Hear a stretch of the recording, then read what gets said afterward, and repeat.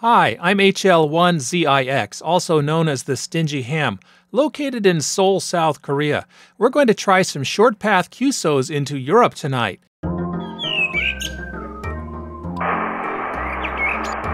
CQ, Hotel Lima 1, Zulu, India, X-ray.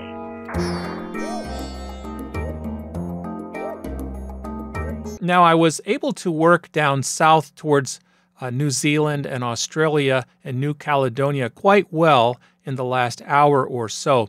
And ZL1 Alpha Charlie Echo, Steve down there in New Zealand, told me that he was able to work Shortpath into Europe very, very well last night, to the point that he just had to shut the radio off and quit because he was so worn out. So I'm anxious to spin the Yagi around and see if we can't do that as well. Solar flux index today is at 90 and sunspots are at 75. It's relatively quiet outside, or as quiet as it can be in the atmosphere around the city anyway. Downtown Seoul can be kind of noisy. I've got a 2-element 20-meter Yagi that is on top of the roof. It's up about, somewhere in the neighborhood of 60 to 70 feet up there. Now, that 2-element Yagi is not the Moxon that you may have seen in my earlier videos. It's actually a 2-element Homebrew that's got about a 2.3 meter boom on it, which I modeled using the MMana-gal software, if I'm pronouncing that right. And I just took one of their templates and made a smaller 20-meter Yagi because I was a little worried about some typhoons we had coming through here in Seoul a few years back. And I've just had this Yagi up there ever since, and it's been working well for me. It's up at a height of about 60 to 70 feet on top of my building and a 6-meter tall metal post. So we're going to Armstrong spin that guy around and see what stations we can work.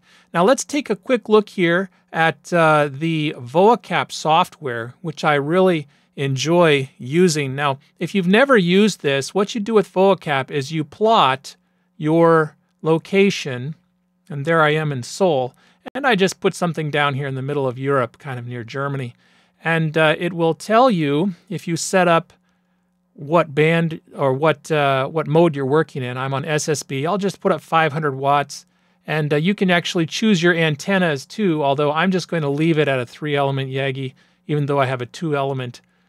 Because of the height, I can't seem to make it match right on the pull down. Anyway, it does have a 2-element Yagi, but only at 33 feet of height. So I'm just going to guess and keep it as is at about equal to a 33-foot 3-element Yagi, which probably isn't too smart. Well, just for the fun of it, let's say a 3-element Yagi at about the height I'm at, and we'll see if that makes any difference. And then you can set the receiver side as well, and you can get a pretty good indication of what conditions are going to be like. Now, if you bring out the charts, you can kind of see some detailed information per band and time. What I really like to use also is the propagation wheel, because that gives me a quick snapshot of what bands are going to work well at what time. Now, the current UTC time here is 12:28:53, and so we are right about here. And if we look around and spin around this wheel, it looks like 20 meters should be doing fairly well around this time, and we're just coming out of the 17-meter time, so maybe we won't hear anything there. But we'll probably work 20, and maybe we'll pick up some stations if things are any good as they were for my ZL friend last night. So we'll go ahead and we'll give that a try, and I do recommend you try that out. That's voacap.com. It's very, very useful software for you if you want to find out which direction to point a Yagi, or maybe the side of your dipole or whatever, because it really helps you learn what times and what locations are best to find the DX that you want to work. Okay? So stick around. We'll give it a try. I'm running an FTDX3000. Getting a little help from Tokyo High Power. My mic today is this COS SB45 headset. Works pretty well, kind of like a poor man's Heil, as I like to say. I picked this up in Walmart a few years back for about 30 bucks. Replaced the ear pads with some nice big cushy ones.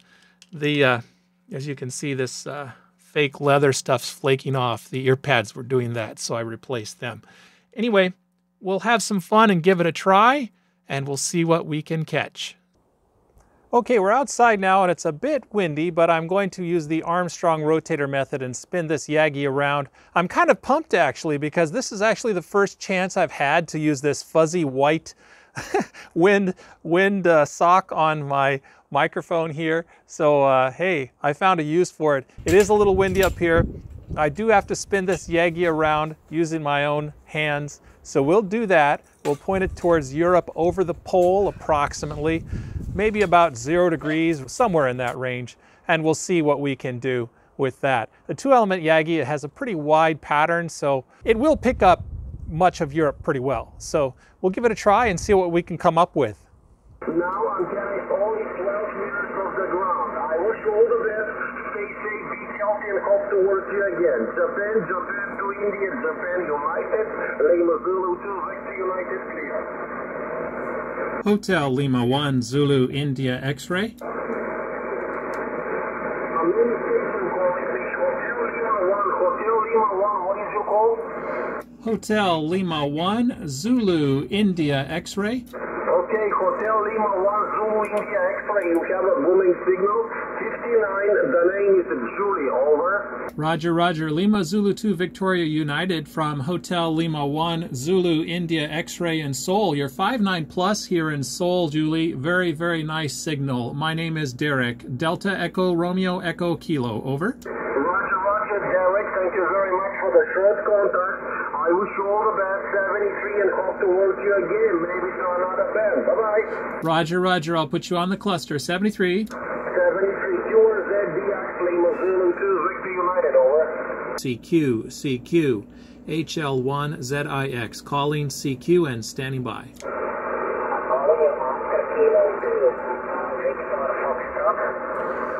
Again.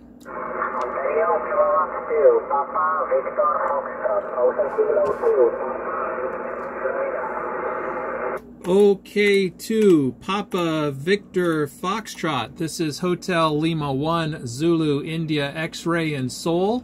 Thank you very much for the contact. I'll give you a report the next time around. My name is Derek, Delta Echo Romeo Echo Kilo in Seoul, South Korea. Back to you, OK2PVF from HL1ZIX in Seoul, over. Yeah, very fine, and good evening to you. And I see 5 by 7, you are 57, and the name is Russia. America. Radio Ocean Sugar Tango Alpha, and located northeast part of Shortpath.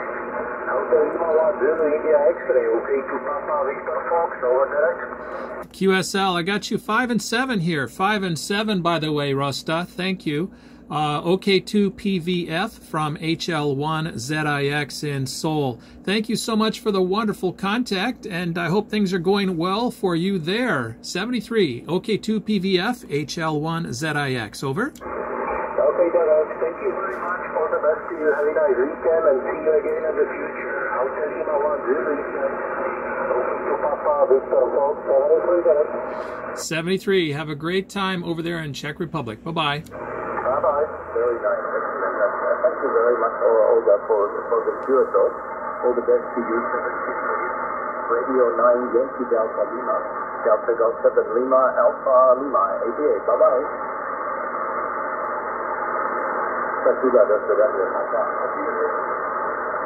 Hotel Lima 1, Zulu India X-ray. Hotel Lima 1, Zulu India X-ray. Did I copy that correctly, over? QSL, Rainier, good job. You're 5'9" here in Seoul, over. Listen, I need to ask you again. I didn't write it down.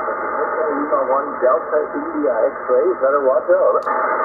Hotel Lima 1, Zulu India X-ray, ZIX, over. Okay, the Zulu. Okay, I got it now. Very nice, Derek. I'm looking at this story, right? And I also believe that we have spoken before at some point in the past.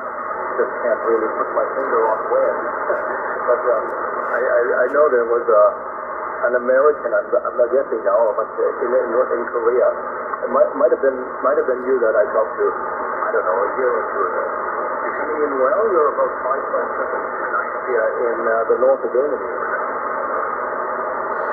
Roger, Rainer. Yes, I've got us talking April 2nd, 2018, and also July 26th, 2017, both on 20-meter SSB. You're 5'7" to 5'9" QS Baker here, and doing rather well. Over. I am also surprised that the man is still open to the east of Asia. I am very glad, actually. I haven't talked to anybody in that vicinity. The Japanese are usually active on 17, but 20 meters for some reason does not really work. We get to talk a little bit here now. And, well, I trust everything's okay with you. I believe that the Korean government has put a stop, or at least has the coronavirus under control a bit more as compared to my own country, of it. Well, yes and no. We're up to about 2,500 infections per day. We were down around 1,500, and it's slowly crept up over the last few months. But more and more people are getting vaccinated. I'm 1 shot into my 2 shots of Pfizer vaccine. But anyway, hopefully things will get better. I'm a teacher, so I'm anxious to get back to teaching again, but it's certainly going to be strange after not teaching a live class in so long. Delta Golf 7, Lima Alpha Lima, how are things with you from HL1ZIX? Over. Roger, yeah, well, we're kind of in the same boat. Ever since the Delta variant made inroads here in our country, the numbers have risen again. So it was looking pretty good in the early spring or early summer, but then suddenly it was rising again. It's the same amount of infections a day, and we still think that that's actually not too bad. It could be a lot worse if the vaccines hadn't been deployed at the rate that they were. But unfortunately, it's stalling now. You know, we've reached a plateau. It's leveling off, and we're not getting. I think we're getting on average 50,000 people inoculated every day now, which is not nearly enough. There would be a lot more, opportunities to administer the vaccine to the population, but people don't want to. You know, they're not really in a hurry to get the 2 jabs of it. Yeah, Roger. I got my wife to get the first one, and I said, well, if you get the first one, most people don't have any bad effects from the first shot, you know, at least get that one. So I got her into that one, and now she doesn't want to get the second one, but maybe she'll change her mind. Anyway, yeah, I'm definitely getting the second one here. That one comes up in about a week or so. I'll get that second shot.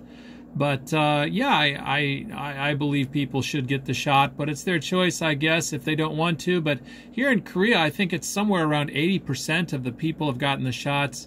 The masks, people here, it's about 99% of the people or more are wearing masks. It's really a high rate. Everybody wears masks. And if you get on the bus or anywhere and don't wear one, you get barked at right away by the workers there, of course. But yeah, I never have any problems with that because I always wore a mask here prior to COVID because of the pollution we had from China.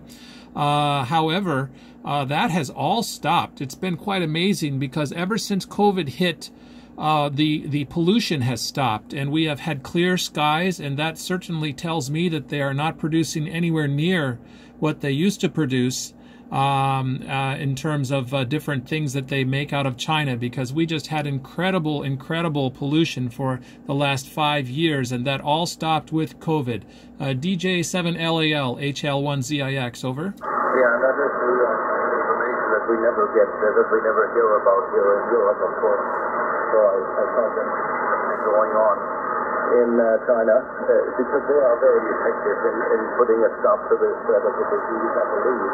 At least that is the kind of message that is distributed here in the media in my own country. I don't know if I told you, I used to live in Japan in the 80s and early 90s. I taught English to the Japanese. I also worked in at a school. So I actually visited Korea twice for a visa issue, and I only was there for maybe about a week or so at a time. I don't know much about the country, unfortunately, even though it's just a short ferry ride across the ocean there, or across the Japanese Sea. Roger, Roger. Yeah, Korea has definitely changed. I've been here now 19 years. I arrived in 2002, and it's really amazing the advances and changes. I go to the bigger shopping malls that they've built in the last few years, and I compare that to shopping malls in the United States, for example. When I go back home, there's really no comparison. Everything here, when they build something like that, it's huge and new, and when I go home I feel like I'm kind of stuck in the 1980s in some ways. Of course, I'm from the Midwestern United States, so it's certainly not East or West Coast USA, which is, I'm sure, very different. But it's really quite amazing how nations that go through a prime time of building and growth have such new buildings spring up all of a sudden, you know, and then time passes, and I think that another nation does the same. I certainly think that Vietnam is going to be the next big place where a lot of that happens, and we're starting to get Vietnamese students at our university, for example, and I really think that's where the future growth will be anyway, not to get too far off topic. But anyway, yeah, interesting to hear that you were here in Asia, and I've been to Japan a bit as well. My wife was fluent in Japanese at one point. I think it's been a few years since she's used it much, but she did work for some Japanese companies. So I have that perspective from her as well. DJ7LAL HL1ZIX, over. Yeah, all right, yeah. I'm listening on that. I think I agree with you there. The development is moving, progressing. You know, Japan has passed its time, I think, 3 years ago. Corona. I saw the changes that have happened in the 30 years that I wasn't there. I left the country in 91, so obviously not quite 30 years, but close. And yeah, it seemed to me like there was not much development going on. I think it was a booming, bustling city, Tokyo and the surrounding suburbs. I lived in Ichimania for 47 minutes on the Shinkansen. And, you know, it was still counted a bedroom town for people to work in the city. So they would actually ride the trains in and out of Tokyo on a commuter. And so quite, that did not happen. It didn't seem to happen anymore quite as much. There was less life in the streets. It was all pretty, like a big freeze had come and they had slowed down everything. Economic activity certainly did not seem to be as vibrant as it was when I was there. And yeah, on the 19 years or whatever you said you had been in Korea, and I take it you're probably going to stay there, or are you planning to return to the Midwest at some point, over? Well, probably going to stay here at least until retirement. I don't imagine coming back home at this point. The only pull I have to come back home are to stay with my parents and visit them as they age and are in their mid-70s. So that's a concern and an issue. But anyway, otherwise, no, we'll stay here. I have a daughter now who is 11 years old, and she does not really care to leave, I think, at this point. And my wife doesn't want to take and learn a whole new culture. So, no, we'll probably be here for, I imagine, at least another 10 years or so, probably longer. Anyway, there are some benefits to being here, like the health care is tremendous, although there are some future changes coming, and Japan is facing the same issues with the lack of children being born. So that will turn our healthcare costs upside down, because we enjoyed the other side of the pyramid for many years, where we had many younger, healthy people and fewer older people. Now that is flipped. The pyramid is flipped, and it's becoming much more expensive all of a sudden to keep up the nice healthcare. So that change is certainly on the way, and everyone can see that coming who looks at it, I guess. But for now, it's very nice here in many ways. Of course, I do miss home, though. I miss the space and size of homes and that kind of thing, because my apartment here is, our flat, I guess you would call it, which we own, is about 750 square feet, I think, in U.S. size, but still cost us, I don't know, quite a chunk of money compared to my U.S. home. I could buy something much bigger, probably almost with a pool. But anyway, that's the way it works over here in Asia. DG7LAL HL1ZIX, over. Housing situation. I was one of them. I didn't own anything. I was renting on a very old place, which we shared with 5 other people, so it was affordable. It was a nice house, though. It was just it had a garden, small garden, and it had it was a 2-story house, so there was plenty of space. And yeah, where do you hail from in the Midwest, Derek? What's your home state, is it?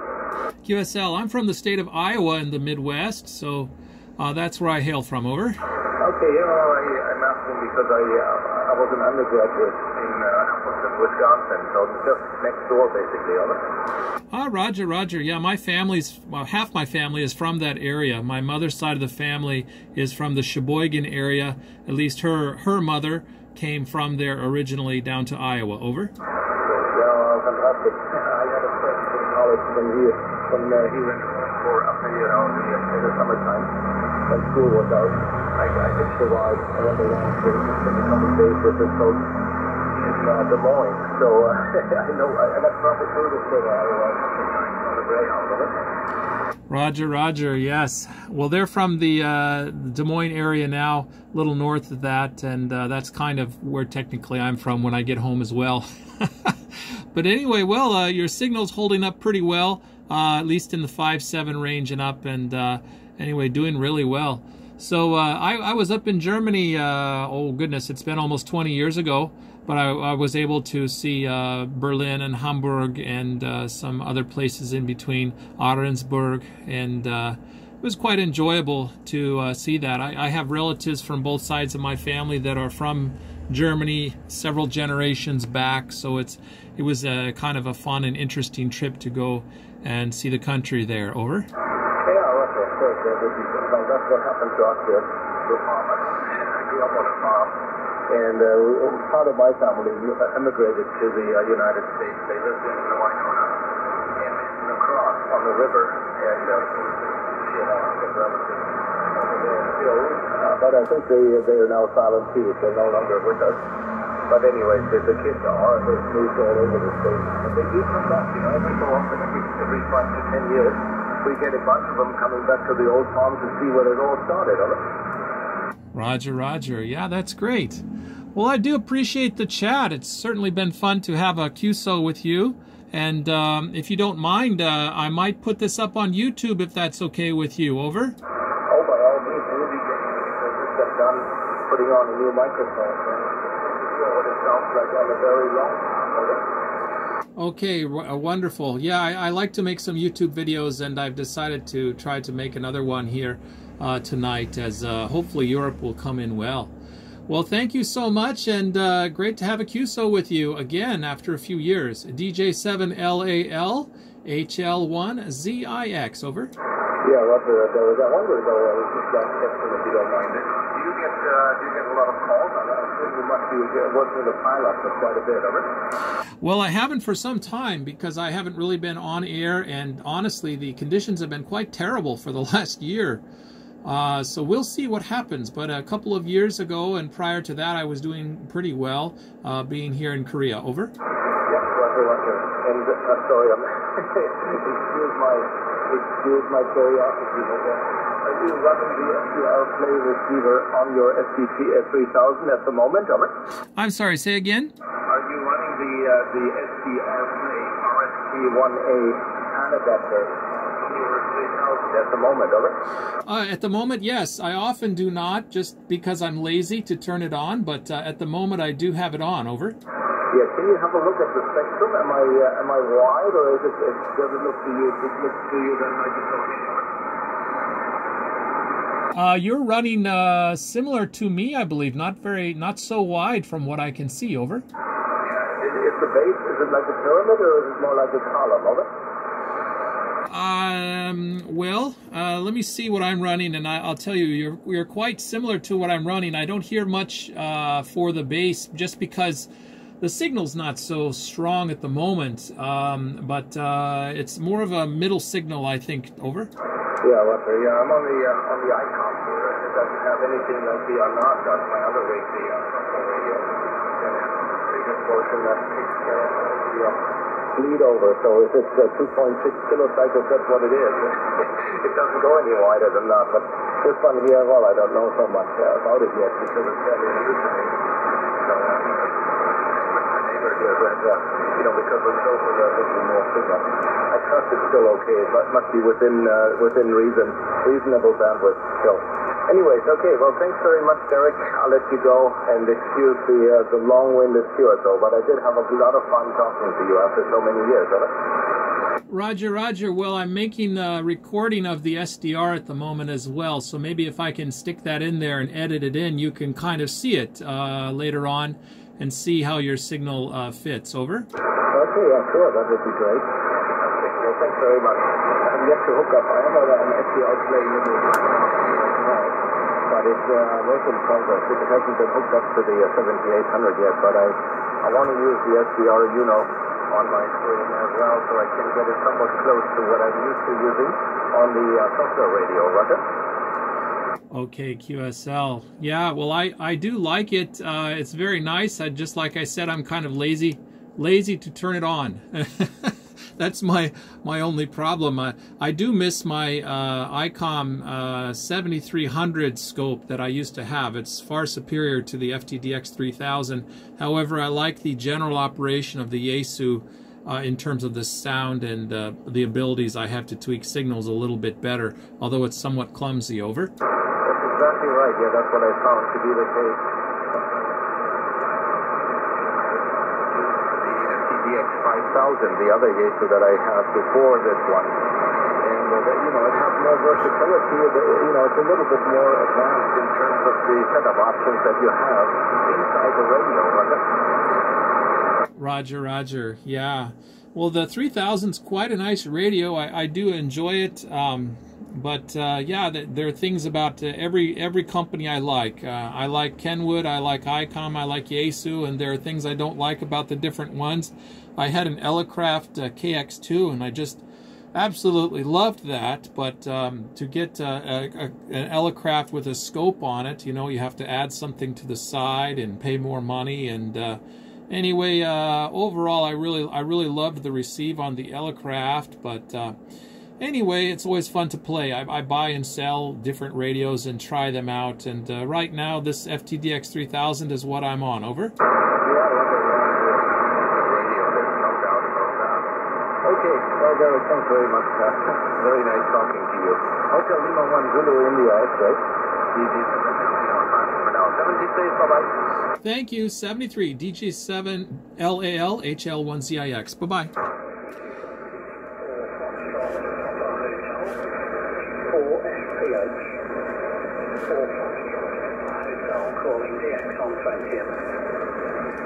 Hotel Lima 1 Zulu India X-ray.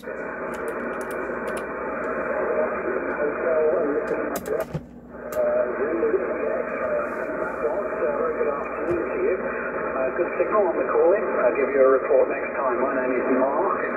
My location is north of the city of Birmingham, near to the city of Birmingham in central England. Hotel Lima 1 Zulu India X-ray 4 QSL Mark, G4 Foxtrot Papa Hotel from Hotel Lima 1 Zulu India X-ray in Seoul. Yeah, very good. I was just getting you tuned in a little clearer there, so I'll give you a report next time around that's more accurate. But I want to say you're somewhere in the range of a 5.6 to 5.7 most likely. Anyway, my name is Derek, Delta Echo Romeo Echo Kilo, and it's a pleasant to meet you this evening on the bands. G4 Fox Papa Hotel from HL1ZIX. Over.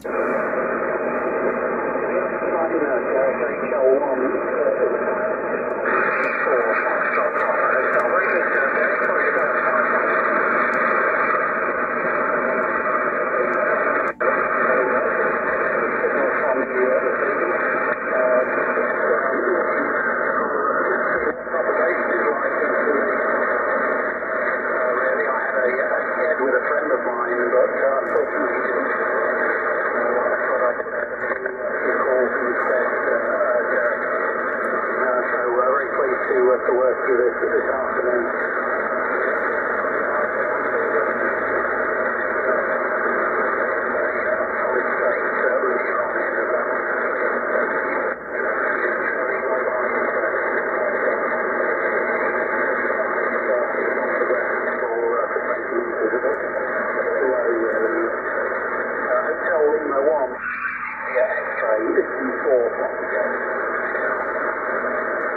Golf 4 Fox Papa Hotel, Hotel Lima 1 Zulu India X-Ray. Yes, the band's still quite weak in your direction, probably a little early, but I understand you have a schedule coming up, and I do thank you for coming back to me, though, and I definitely have you in the log here. Thank you so much, Mark. I really appreciate the shout today. Golf 4 Fox Papa Hotel, good luck to you and best wishes from Hotel Lima 1 Zulu India X-Ray. Thank you, sir, and 73.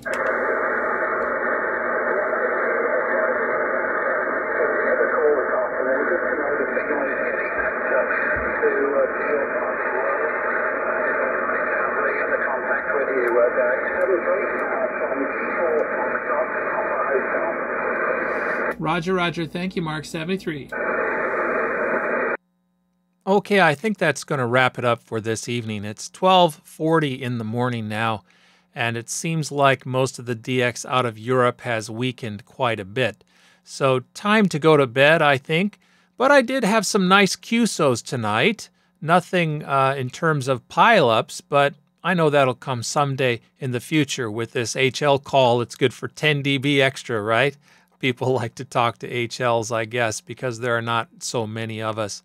Anyway, for tonight, it looks like I had Lima Zulu 2 Victor uniform. That was nice. Also, OK2 PVF. Had a wonderful Rag Chew with DG7LAL. And Golf 4 Fox Papa Hotel to round out the evening. So not a lot of contacts, but some very nice contacts and a great Rag Chew in there. And I was also happy to hear that my friend Hotel Lima 5 X-Ray Lima was able to tail on with Golf 4 Fox Papa Hotel and have a nice QSO there. He had him much more clearly as his antenna's up very high on top of a nice apartment building, and I would love to hear what that QSO sounded like for him, because he has a fabulous, fabulous shack and wonderful radios there. You should check out his page on QRZ. Anyway, thanks a lot for joining me today, and I hope to bring you some more DX in the future, and hopefully someday a pileup too. 73.